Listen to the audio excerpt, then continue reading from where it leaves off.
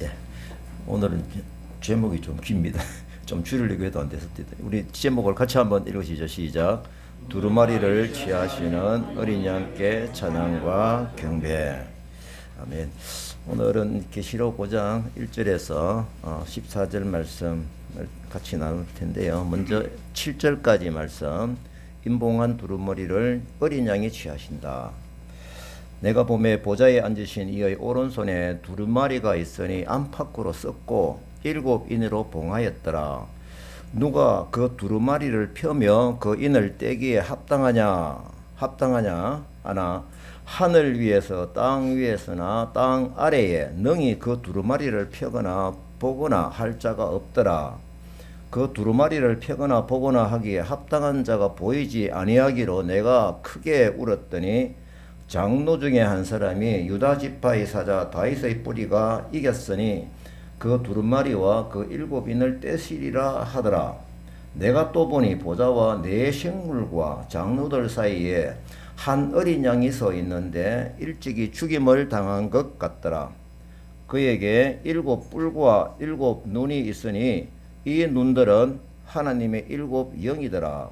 그 어린 양이 보좌에 앉으신 이의 오른손에서 두루마리를 취하시니라. 아멘. 네, 아멘. 그 사장은 제가 보니까 우리가 천상의 예배 모습이었죠. 기억하시죠? 하늘나라에서 우리가 하늘나라에 갔을 때 예배하는 그 모습들이 막 그려졌고, 제가 그 예배의 모습을 보면서 참 감동을 많이 받았고요. 뭔가 제가 다르게 그 이후로 참 예배에 임하는 자세가 제 스스로 좀 더 좀 진지해진 것 같고, 우리가 부르는 찬송이 정말 천상의 예배에서 부를 찬송이구나. 가사를 꼭 외워야 될 텐데. 자, 우리가 이렇게 예배를 드리게 되면 우리가 천상 예배에 참여했을 때 참 익숙하겠다. 참 그때 우리가 이 예배를 하나님 땅에서도 드렸습니다 라는 그런 감격이 있지 않겠느냐 생각을 해 포기한 4장이었습니다. 이제 우리가 살펴볼 이제 5장은 하나님 보좌 우편에 앉으신 어린 양, 그리스도에 대한 증언이며 그 어린 양께 찬양과 경배를 드리자라는 그 말씀입니다. 여기서 이 키워드인 어린 양은 이제 열방과 세계 속에서 모든 족속과 방언에서 전 세계 사람들이 예배를 받으시는 하나님 어린 양이시다라는 존재입니다. 이 모습은 구약의 선지자가 예언한 말씀에서도 확인이 되면서 예수님께서도 스스로 자정적인 설교를 많이 하셨습니다. 이미 그분은 그렇게 얘기도 많이 하셨어요. 저는 복음 전할 때 그렇게 얘기합니다. 예수님이 이렇게 얘기했는데 이게 아니면은 거짓말쟁이지. 아니면은 그분이 말씀하신 대로 정말 하나님이지. 둘 중에 하나야. 그래서 이렇게 증언을 하기도 합니다. 5장 1절에 보겠습니다. 내가 봄에, 이 내가 누군가 아시죠? 지금 요한입니다. 요한. 내가 봄에 보좌에 앉으신 이의 오른손에 책이 있으니, 여기서 이제 이미지가 오른손이라는 의미가 뭐냐라고 하면은 이 뭡니까, 좀 왼손잡이에게는 좀 죄송합니다만은 권능과 권세 그런 이미지거든요. 그러니까 하나님의 열려진 손바닥 안에서 이루어지는 일들이다라는 전제가 있고요. 이는 세상에서 대한 모든 것이 하나님의 주권하에 있다라고 하는 것을 알려주고 있습니다. 여기서 또 우리가 책이 나오는데, 책은 뭡니까? 우리가 뭐 다 아실 겁니다. 그래도 한번 생각해 보면은 옛날 우리가 성경으로서 어떤 성경이냐, 두루마리 아시죠, 그죠? 저도 회당에 한번 가봤습니다만 거기 뭐 두루마리가 막 전시되어 있어요. 두루마리 성경으로 우리가 볼 수 있습니다. 또 내용을 볼 때 안팎으로 썼다라는 것이 또 있죠, 그죠? 5장 1절 하반절에 보게 되면은 이 안팎으로 써졌다는 이걸 볼 때 우리가 어떤 이미지를 받느냐라면은 하나님의 섭리하에서 분명하게 선명하게 절대적인 고난으로 주권하에서 반듯하게 쓰여진 말씀이다라는 그런 이미지가 여기에 있습니다. 강조함이죠. 강조. 안팎으로 쓰였다. 증언자가 이렇게 얘기했을 때는 진짜 봤구나 라는 것이 지금 마이크 괜찮습니까? 예. 그리고 보면은 이제 그 다음 1절에 보면 일곱 인으로 봉하였더라라는 말이 나옵니다. 이미 이거는 일곱이라는 것을 우리가 말씀을 드렸었죠. 완전한 수라라고 말씀드렸는데 그렇게 이해하시면 됩니다. 이 문장에서도요. 그래서 이 책은 뭐다? 완전한 내용이다. 그리고 비밀 쓰는 내용으로 이렇게 하나님이 밝히 보이실 수 없는 상황이 되어 있다라고 하는 이런 상징입니다. 일곱 인으로 봉한 책의 내용에 관한 견해는 사실 주석을 보니까 다양하다라고 하는데 여기는 우리가 이 종말론에 대한 어떤 예언에 대한 요한 계시록이기 때문에 뭐 당연하게 재림을 통한 어떤 그 종말, 그 종말이면 어떤 것이 있습니까? 심판주로서 일어나는 그 일들이 어떤 겁니까? 악인들의 영벌, 이 심판, 우리가 성도들에게는 영생의 심판의 즉 다시 말해서 구원의 내용이다 라는 것입니다. 그리고 하나님이 주신 예언의 완성을 나타내는 하나님의 구속에 관한 내용이 그 어디에 들어있다? 두루마리에 지금 들어있다라는 겁니다. 이제 5장 2절을 보게 됩니다. 또 봄에 힘있는 천사가 큰 음성으로 외치는데 누가 책을 펴며 그 인을 떼기에 합당하냐 하니 5장 3절까지 읽습니다. 하늘 위에나 땅 위에나 땅 아래에 능히 책을 펴거나 보거나 할 리가 없더라. 이 2장 3절, 2절하고 3절 말씀을 볼 때 이 책이 딱 봉해졌어요. 이미 딱 이게 뭐 우리가 법에서도 그런 거 있잖아요. 딱 봉해가 도장 딱 찍고 아무도 열지 마 하는 그게 있잖아요. 그런 이미지를 생각하시면 돼요. 예. 근데 이 인을 누가 뗄 것이냐? 2절, 3절에는 굉장히 의미 있는 내용으로 나오는데 과연 누가 뗄 것이냐? 예. 어떻게 보면은 대단한 분이 뒤에 이제 소개가 될 거다라는 그런 생각을 할 수가 있죠. 그래서 누가 뗄 것이냐 이 질문은 사실은 뭡니까? 떼는 분이 된 강조형입니다. 5장 3절에 보니까 하늘 위에서나 땅에서나 땅 위에서나 땅 아래에 즉 다시 말해서 뭡니까? 전 우주의 모든 피조물 가운데서 능히 이 책을 펴거나 할 리가 없다라고 하는 것을 기록한 것을 보게 될 때 이것을 질문이라기보다는 창조된 피조물 가운데서는 어느 누구도 이 하나님의 비밀을 밝혀낼 수 없다라고 하는 것을 강조하고 있습니다. 그러면 그 뒤에 누가 이 부분을 인을 떼고 이 비밀스러운 책을 펼쳐나갈 것이냐라는 생각을 하게 되겠죠. 그게 나오겠죠. 5장 4절 봅니다. 이 요한이 이제 이걸 볼 때 도대체 이걸 좀 보고 싶은데 누가 좀 떼줬으면 좋겠는데 굉장히 애통해하는 고백이 나옵니다. 5장 4절에 보니까 이 책을 펴거나 보거나 하기에 합당한 자가 보이지 않기로 내가 크게 울었더니 참 요한의 심정이 좀 느껴지세요. 이게요. 뭡니까? 이 인봉의 책을 정말 보고 싶은데 내가 확인하고 싶은데 하나님이 어떤 내용을 주신지 보고 싶은데 누가 대주겠느냐라고 하니 이런 어떤 간절한 마음이 이게 들어있는 거예요. 슬피 울었다. 이 요한의 울음은 심판에 대한 구체적인 하나님의 구원 계획 이것을 알 수 없어서 우는 것이죠. 이 울음의 계시를 알고자 하는 열정의 울음을 우리가 생각할 수가 있습니다. 그리고 이런 것도 하나의 열정이죠. 이게 하나님의 복음에 대한 열정.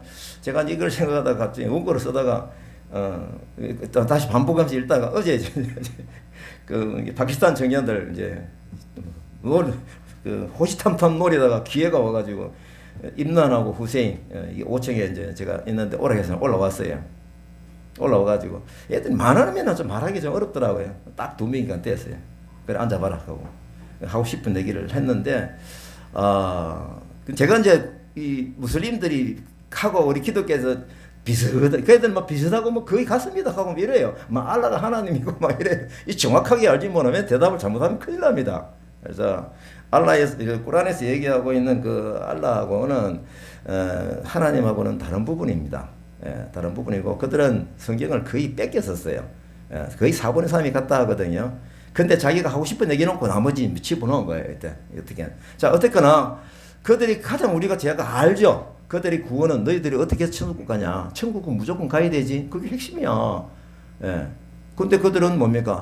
스스로 얘기를 해요. 또 선행을 그래서 기도하고 그래서 우리가 예배하고 그래서 우리가 이거 한 거 또렷하게 나와요. 이게 가장 다른 얘기입니다. 그래서 우리는 그게 아니야. 예수 그리스도를 소개하자. 나는 길이요 진리요 생명이다. 예수 그리스도를 말미암지 않고는 이 구원의 길에 들어갈 수가 없어. 예수를 믿음으로 이미 우리는 구원받은 백성이 되는 거야. 우리는 예배하고 기도하는 것은 그게 감사해서 찬양하고 그러는 거야. 이게 얘기를 하는데 제가 뭘 얘기하려고 하면 정말 이게 참 애들이 가까이 왔으니까 하나님 우리에게 붙여진 영혼들 아닙니까? 예. 제가 그 무엇인지 알거든요. 그래서 문제는 이 얘기를 할 때 사실 굉장히 내기가 부딪힐 수 있는데 얼굴 표정이 다 좋아요. 친하다는 거예요. 너네 알잖아. 나도 너희들 알아. 그러니까 서로 이제 얘기를 막 부딪혀도 이 부딪히는 내용이 바로 이 얘기거든요. 하나님 구원에 대한 계획을 너희들이 잘못 알고 있는데, 그래서 제가 아주 감사한 것은 그래도 얼굴 표정이 정말 따뜻하게 도드려가면서 우리가 다시 너희들 같이 다 만나자 하고 헤어졌습니다. 우리 모두 이렇게 요한의 심정을 가지고 우리가 정말 애통해하면서 다른 길로 가고 있는 특히 무슬림들, 그죠? 이 친구들을 향해서 우리가 어떤 마음을 품고 가야 될 것이냐, 저는 이 요한의 울음의 자리에 좀 들어가 보자라는 심정을 생각을 하고 싶습니다. 그래서 자, 그다음에 5장 5절을 봅니다. 장로 중에 하나가, 이 장로는 지금 여기서 표현된 대로 24장로 중에 하나라는 건 알 수 있죠. 내게 말하되 울지 마라. 유다 지파의 사자 다윗의 뿌리가 이겼으니 이 책과 그 일곱인을 떼시리라. 드디어 나왔죠. 누가 뗄 것이냐라는 부분이 이제는 그분이 뗄 것이야. 그분이 누구다 소개하고 있죠. 이 본문에 보게 되면은 요한이 책을 열기에 합당한 자가 없어가지고 막 울 때의 장로 중에 하나가 일어납니다. 위로하고 선포하죠. 그래서 여기서 보면은 유다 지파의 사자, 이건 뭔 누구십니까? 또 뒤에 설명이 나오잖아요. 예, 혹시 못 알아들을까 싶어가지고 다윗의 뿌리인 분, 이분이 책과 일곱인을 떼신다고 선포를 하고 있어요. 그러면은 일곱인을 떼는 주인공은 또 다윗의 뿌리인 분은 누구입니까? 우리는 구약 성경을 읽는 사람은 상식적으로 알고 있죠. 예, 너무 감사해요. 애매하지 않아요. 메시아이신 예수 그리스도를 우리가 말하고 있구나라는 것을 알게 되죠. 다윗의 뿌리, 이 칭호는 예수 그리스도의 태어나심을 예언한, 이제 이게 검색해 보면 나오거든요. 이사야 11장에서 나오는, 대표적으로 나오고 있습니다. 그 중에 제가 이사야 11장 1절, 이새의 줄기에서 한 싹이 나며, 다윗의 아버지가 이새죠. 이새의 줄기에서 한 싹이 나며 그 뿌리에서 한 가지가 나서 결실할 것이요. 다윗의 뿌리로 오신 메시아가 악을 징계하시고 하나님의 평화를 선포하시며 이상국가를 이루시며 다스리는 왕이 되신다라고 하는 것이 이사야 11장 1절에서 10절까지 말씀이에요. 이 메시아에 대한 칭호는 다윗의 후손으로 오신, 약속으로 오신 예수 그리스도를 지칭하는 것이다 라고 하는 겁니다. 자, 특히 이 한 장로가 이 칭호를 소개하고 있어요. 다윗의 뿌리가 이겼다라고 했죠. 이겼다. 그 무슨 뜻입니까? 무엇을 이겼나요? 실제로 그리스도는 죽음을 이기시고 부활하신, 그걸 여기서 얘기하시는 거예요. 죽음을 이기시고 승리하신 바로 예수 그리스도를 확인하는 겁니다. 우리가 찬양이 생각나죠? 원수를 다 이기고 무덤에서 살아나셨네. 바로 이 찬양이거든요. 지금 이 모습은 우리가 은혜로 받고 있는 이 사랑을 베풀어 주신 고난당하신 메시아를 지칭하는 것이 아니고, 현재는 다스리시고 지배하시는 왕으로 오실 메시아를 지칭하고 있다 합니다. 지금부터 버전이 심판주로서 바뀌는 거예요. 그런 본문에서 예수님을 다스리는 왕의 이미지를 드러내시는가? 라고 합니다. 지금부터는 예수님은 심판주로 드러내시기 위해서 계속적으로 이 말씀이 나오는 겁니다.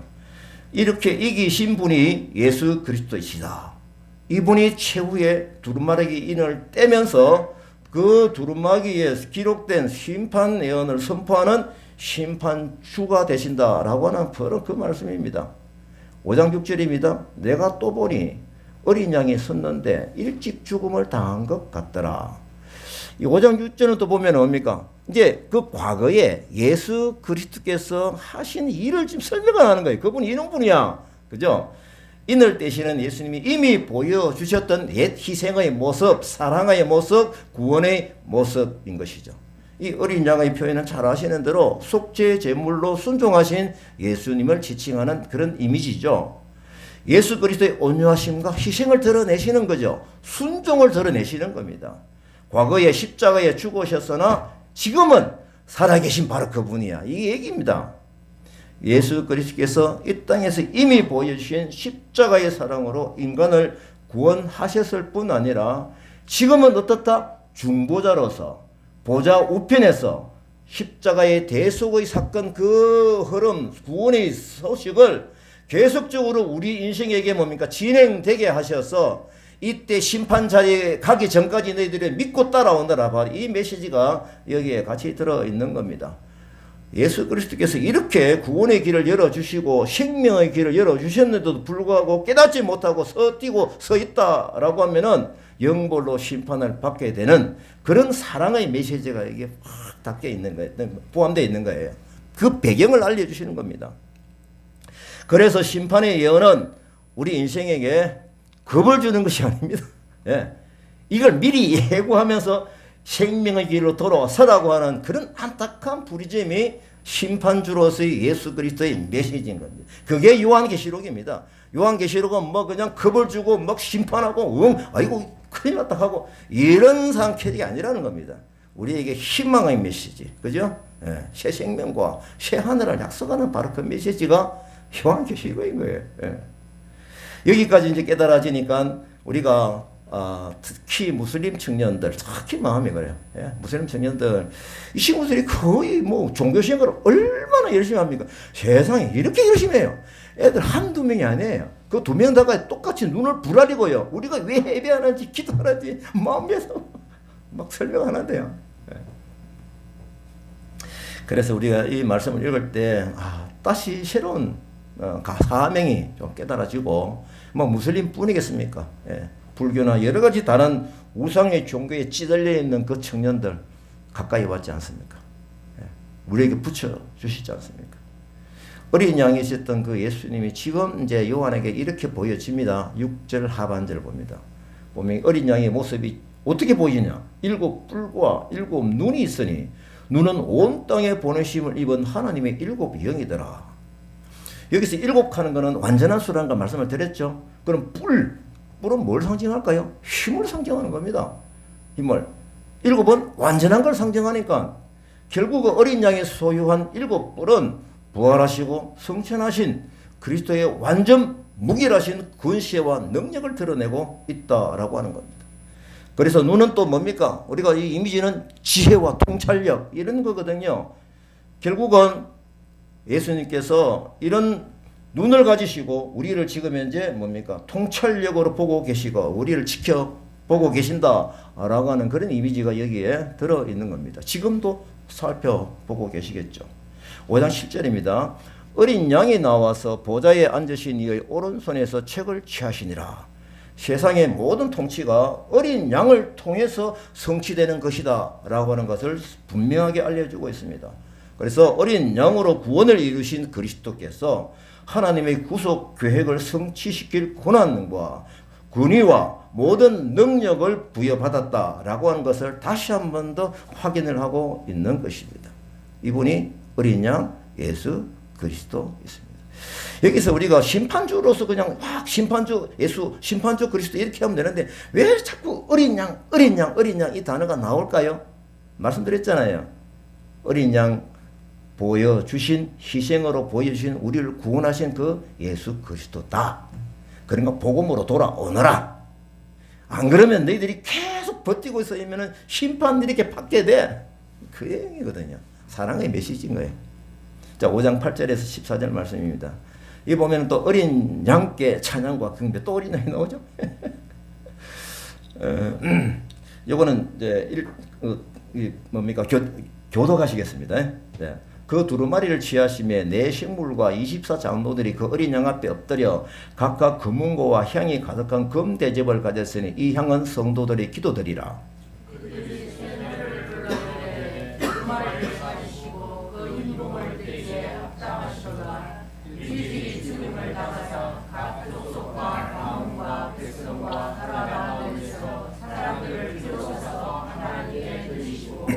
그들로 우리 하나님 앞에서 나라와 제사장들을 삼으셨으니 그들이 땅에서 왕노릇 하리로다 하더라. 내가 또 보고 들음에 보좌와 하늘들과 장로들을 둘러서 많은 천사의 음성이 있으니 그 수가 만만하여 천천하라. 큰 음성으로 이르되 죽음을 당하신 어린 양은 능력과 부와 지혜와 힘과 존귀와 영광과 찬송을 받으시기에 합당하도다 하더라. 내가 또 들으니 하늘 위와 땅 위와 땅 아래와 바다 위와 또 그 가운데 모든 피조물이 이르되 보좌에 앉으신 이와 어린 양에게 찬송과 존귀와 영광과 권능을 세세토록 돌리시리라. 같이 합니다. 내 생물이 이르되 아멘 하고 장로들은 엎드려 경배하더라. 네, 아멘. 지금 계속 반복되는 내용이 또 나오죠, 그죠? 금방 그걸 느꼈을 겁니다. 왜 또 나올까요? 또 얘기할까요? 예수 그리스도 심판주 예수 그들은 우리에게 이런 과거에 우리를 위해서 구원하신 바로 그 그리스도야. 구원의 문제를 계속 타치하고 있고 아직도 기회가 너희들에게 있다. 그런 모습 보여주고 계십니다. 그러면서 우리가 이분께 세세 무궁토록 예배와 찬양을 드린다. 결국 4장에서 보여주는 천상에서의 예배의 모습과 지금 5장에서 보여주는 결론적으로 어린 양께 예배하는 그 모습이 똑같은 겁니다. 자, 이제 보겠습니다. 5장 8절에 봅니다. 책을 취하심에 네 생물과 24장로들이 어린 양 앞에 엎드려 각각 새 노래하여 가로되. 이 책을 취하심에라고 하는 어린 양, 즉 예수님이 세상의 구속을 위한 왕권을 위임받았다는 바로 딱 그겁니다. 그죠? 그러자 네 생물과 24장로들이 이 뜻이 계속 이제 반복해서 나오기 때문에 무슨 뜻인가 알죠? 어린 양 앞에 엎드려서 그 근위와 능력을 찬양하고 경배하는 자세를 엎드립니다. 그러면 네 생물 24장로는 누굽니까? 신구약 시대 때 구원받은 백성들, 천사들인 거예요. 우리가 가서 드릴 천상의 예배 장소에서 심판주에게 우리가 예수님을 찬양하는 그 모습이 그려지는 것입니다. 이어서 봅니다. 금고와 향이 가득한 금대접을 가졌으니 이 향은 성도들의 기도드리라. 이거 중요하니까 제가 한번 읽겠습니다. 같이 한번 읽으시죠. 시작. 금은고와 향이 가득한 금대접을 가졌으니 이 향은 성도들의 기도드리라. 굉장히 중요한 시점에 이것이 나옵니다. 그러니까 이게 유의해서 좀 보셔야 되거든요. 자, 악기로 찬양을 드리면서 향이 가득한 금대접을 가졌다 하시는데 금대접에 담긴 향은 무엇일까? 혹시 한번 생각해 보세요. 이 향이 무엇일까요? 여기 설명해 놨어요. 성도들의 기도라고. 성도들의 기도라고 향이라 했죠. 그러면 이게 기도가 어떤 기도이겠습니까? 교회가 온 성도들이 이 땅에 살면서 오랫동안 해오던 그 기도 아니겠습니까? 맞죠? 자, 이렇게 표현된 그 내용이 계시록 뒤에 또 나와요. 향이라는 것이. 그래서 이 내용을 말씀을 드립니다. 계시록 8장 3절 4절. 3절 4절 같이 한 읽어봅니다. 시작. 곁에 서서 금향로를 가지고 이는 모든 성도들의 기도와 합하여 보좌 앞 금제단에 드리고자 함이라. 향년이 성도의 기도와 함께 천사의 손으로부터 하나님 앞으로 올라가는지라. 아멘. 이 중요한 때에 이 자꾸 또 나와요. 얼마나 중요하길래. 그러면은 예수님이 받으신 향은, 기도는 어떤 게, 이 막연하게 생각하실 게는 아니라는 생각이 듭니다. 이건 제가 말씀 한번 드린 적이 있었거든요. 이 기도는 일단은 나 자신을 위한 기도라기보다는 중보 기도이다라는 것을 우리는 생각을 먼저 할 수 있어야 됩니다. 중보자이신 어린 양 예수께 드리는 중보적 기도인데, 그러면 그 중보 기도의 내용은 또 어떤 내용일까라는 겁니다. 이 초점을 잘 잡아야, 저는 잡았습니다. 전에 제가 말씀드린 대로 제가 이 기도를 하나님 어떤 기도를 이 종말이 때에 자꾸 이제 깨어 있어라 제가 말씀드렸잖아요. 그래서 깨어 있어라가 무엇입니까? 계속 질문하게 하면서 들어가게 되었습니다. 제가 2000년도입니다. 예. 그래서 기도겠다 생각을 했지만은 단어 검색을 해가지고 기도라는 것을 확인을 했습니다. 그래서 제가 하나님께, 하나님 제가 어떤 기도를 드릴까요? 이 종말이 때를 막 느끼고 이런 때에서 제가 계속 들어갔거든요. 그때 다니엘의 기도를 보아라. 다니엘 기도를 어렵게 찾아가지고 다니엘 9장에 나오는 그 기도를 보게 되었죠. 다니엘이 아시는 대로 예레미야서를 읽다가 자기 나라가 망한 이유를 알은 거예요. 이 영적인 지도자는요, 우리나라가 왜 망했을까? 이게 굉장히 중요하거든요. 왜? 다시 그런 실수를 저지르지 않게 한 지도자가 되기 위해서 그렇습니다. 그래서 결국은 다니엘서 9장 5절 7절 이 내용을 보게 되면은요, 우리가 이미 범죄하여 패역하여 행악하며 반역하여 주의 법도와 규례를 떠났사오며 우리가 또 주의 종 선지자들이 주의 이름으로 우리의 왕들과 우리의 고관과 조상들과 온 국민에게 말씀한 것을 듣지 아니하였나이다. 회개기도죠. 주여, 공의는 주께로 돌아가고 수치는 우리 얼굴로 돌아옴이 오늘과 같아서 유대 사람들과 그 예루살렘 거민들과 이스라엘 가까운 곳에 있는 자들이나 먼 곳에 있는 자들이 다 주께서 쫓아내신 각국에서 수치를 당하였사오니 이는 그들이 주께 죄를 범하였음이니이다. 자기가 잘못 아니에요. 그것도 과거에 예레미야서를 보니까 자기 왕들과 고관들과 백성들이 너무너무 잘못을 했구나. 그래서 이 다니엘이 그때 옷을 찢고 금식 기도를 합니다. 중요한 것은요, 기도할 수 있잖아, 할 수 있는데, 이 기도를 하고 난 다음에 하나님께서 가브리엘 천사를 9장 20절부터 나오거든요. 예. 네가 기도 시작할 시점에 하나님 나를 보냈다. 너에게 지혜와 총명을 주러 왔다. 저는 이걸 보고 확신했습니다. 하나님이 기뻐하시는 기도를 해야 된다. 핵심이다. 결심이 강하다 말하면 강하게 오는데 너무너무 중요하더라고요. 그럼 하나님 기뻐하시는 기도가 뭘까? 이게 나오잖아요. 국가가 잘못하고 영적으로 부패돼서 가는 거. 하나님이 안타까워하는 그런 마음을 품고 이 땅에서 기도하는 것이 여기서 말하는 금대접이 등의 향이다. 이것이 바로 우리가 열처녀 비유에서 본, 저는 그렇게 깨달았다. 저는 이거다라고 신학적으로 증명할 자신은 없어요. 그렇게 깨달았어요. 열처녀가 준비한 기름, 준비하지 못한 기름, 그래가지고 문이 닫혀져서 들어가지 못하고 왜 우리가 문을 두드리면서 신랑을 기다린 그들. 그래서 결국은 우리가 이 선택의 문제가 이게 뭡니까? 필수예요, 필수. 특히 우리나라가 영적으로 얼마나 어두워져 가고 있습니까? 얼마 전에 국가 가방위를 통과했잖아요. 우리가 기도해서 기도 응답이 안 됐습니다. 이게 아니고요. 핵심이 뭡니까? 하나님이 기뻐하시는 기도를 하는 거예요. 하나님이 기뻐하시는 기도. 결과는 상관없어요. 하나님이 흐름대로 갑니다. 모든 역사가. 그럼에도 불구하고 하나님이 계획이죠. 그런데 이때 나의 마음을 가지고 기도하는 그들이 누구냐? 그게 쌓여서 향이 되어서 이때 이렇게 하나님 성전 앞에 종말의 때에 뿌려지는 것입니다. 저는 이게 확신이 와요. 이걸 읽으면서도 역시 그렇구나. 자, 5장 9절 봅니다.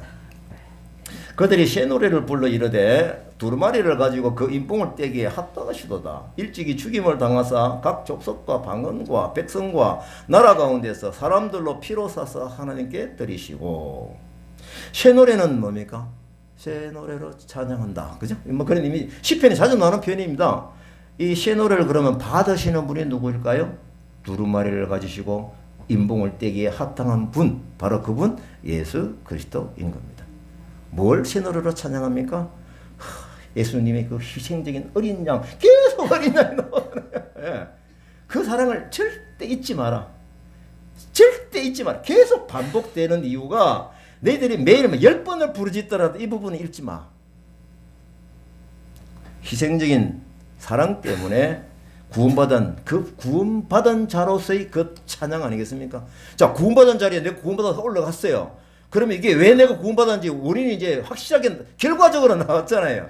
그게 얼마나 감사할 거예요. 그때 9절 하에 이분을 소개하는 내용이 나옵니다. 또 나오죠. 우리를 용서하시기 위해서 죽임을 당하신 분, 피로 사사 하나님께 드리신 분. 이 우리가 다 아는데 또 나와요. 계속해서 우리를 피로 사신 어린 양 예수 그리스도가 현재는 심판주이시다. 그러니까 이게 이 단어가 바로 뭡니까? 연결이 바로 되죠. 어린 양으로 구속받은 자가 심판대 앞에서 영생의 심판을 받을 수 있는 심판 자리에 들어가는 바로 그게 직결이 되는 겁니다. 계속 강조하잖아요. 그래서 사장에서는 창조주 하나님께 창조 역사를 해내고 우리가 찬양을 받아 드렸고, 이 본장에서는 뭡니까? 이제는 우리를 어린 양의 구속 역사를 해내가지고 내 식물과 24장로들이 찬양받으시는 그 모습인데, 이 24장로 안에 누가 들어간다? 내가 거기에 들어간다는 거예요. 신구약 시대를 통틀어서 구원받은 백성들을 포함하는 그 찬양받으신 24장로군에 들어가서 찬양을 받으시는 바로 그 모습인 거예요. 그래서 앞에서 말씀드린 대로 심판이 펼쳐질 예언의 그 말씀의 그 인봉을 떼신다라고 하는 것이 또 뭡니까? 심판주의시다. 이게 계속 반복돼요. 심판주의시다. 9절 하에 봅니다. 각 족속과 방언과 백성과 나라 가운데서의 이 표현. 이게 또 어떤, 왜 이게 또 이 표현이, 이 메시지가 들어갔을까요? 전 세계 모든 열방을 향한 보편적인 하나님의 사랑을 말하는 것입니다. 그리스도의 구원이 인종차별이 당연한 거죠. 모든 열방을 향해서 보편적으로 적용되어야 될 구원의 메시지인 것입니다. 그렇다고 하면 우리는 지금 아주 중요한 자리에 이게 와 있는 거예요. 그렇죠? 우리는 열방 백성들을 쉽게 만날 수 있는 이 자리에 와 있는 거예요. 얼마나 복된 자리입니까? 그래서 이주민 청년들을 이 한국 땅에 보내주심은 한국 땅에 주신 귀한 선물이다. 선물이다. 우리가 힘들지 않아도 가까이 와 있는 이 친구들 열병하는 하나님의 구원의 계획을 직접 우리가 손을 잡고 악수하면서 허가하면서 사랑을 나눌 수 있는 그 기회가 바로 우리 코앞에 와 있다. 또 하나 우리가 깨달아지는 것은 24장로들이 찬양을 받으시는 열방 사람들, 어린 양의 피로 사서 하나님께 들으신 그 모든 열방의 영혼들, 이거 매물을 하면서 우리 열방 예배가 막 생각이 나는 거예요. 이게 소원함이 아닙니다. 이거는 얼마나 중요한 우리가 예배를 드리고 있는가라는 것입니다. 10절 말씀을 봅니다. 같이 한번 읽으시죠. 10절은 시작. 우리 하나님 앞에서 나라와 제사장들을 삼으셨으니 그들이 땅에서 왕으로 하리라. 이 말씀 보면 또 퍼뜩 생각이 탁 나는 말씀이 있죠. 베드로전서 2장 9절 말씀. 본에 이어놨습니까? 없습니까? 우리 다 그러면 이어 외우셔야 되겠죠. 시작. 그러나 너희는 택하신 족속이요 왕같은 제사장들이요 거룩한 나라요 그의 소유가 된 백성이니 이는 너희를 어두운 데서 불러내어 그의 귀한 빛에 들어가게 하신 너희 아름다운 덕을 선포하게 하려 하십니다. 왕같은 제사장, 여기도 뭡니까? 왕같은 제사장. 똑같지 않습니까? 결국 이게 뭡니까? 복음적인 메시지거든요. 복음을 전하라는 거예요. 똑같이 반복이 되고 있어요. 이 말씀도 그리스도의 피로 구속을 받아 예수님과 함께 왕노릇할 여러 공동체, 집합적인 그리스도의 공동체, 이걸 드러내는 것입니다. 하나님의 백성인 우리는 이 땅에서 나오잖아요. 이 땅에서 왕권을 부여받은 거예요.